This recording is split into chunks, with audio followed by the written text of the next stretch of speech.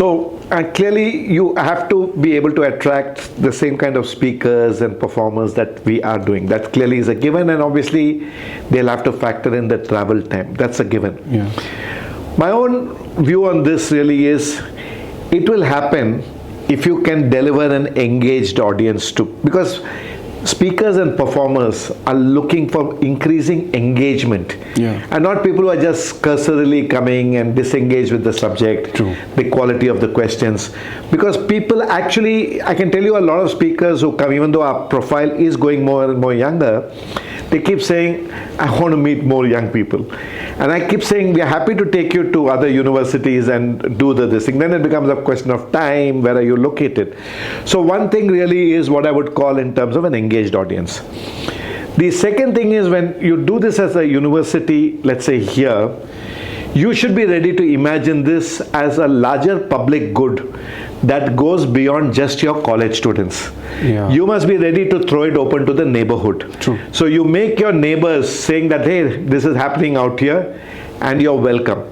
So if you make the neighborhood as part of this particular place for such events, I mean, you obviously have your own events and that's internal. Yeah. Because I have noticed a certain resistance in some of the universities I've spoken to, to include the neighborhood in. They see it as an isolated thing. I got my students and this is all I want. And I say it doesn't work. If I am running a public space for anyone to come in, the driver can come in, the vegetable vendor can come in, anybody can come in principle, you should extend the same concept of seeing yourself as a public space. Because it's not, if you say you have a problem on the periphery, can you imagine your neighbors, how starved they are? True. And the people in those multi-storied flats nearby, they are just super starved.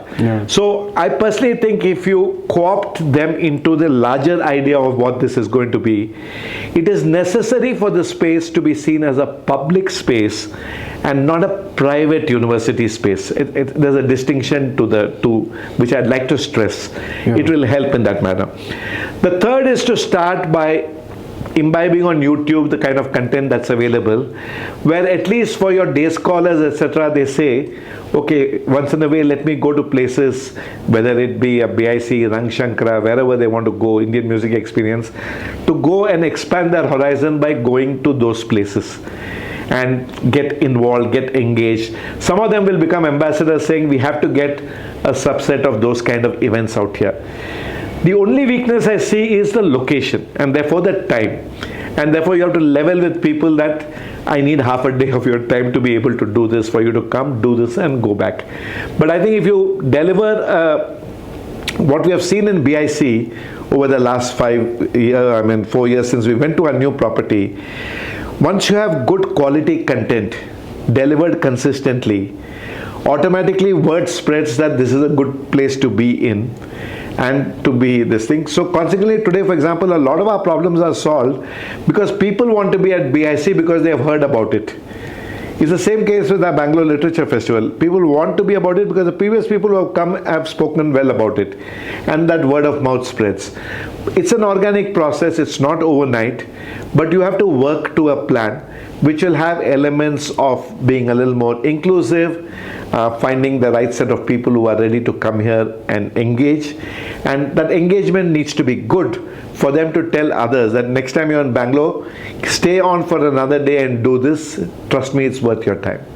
Good.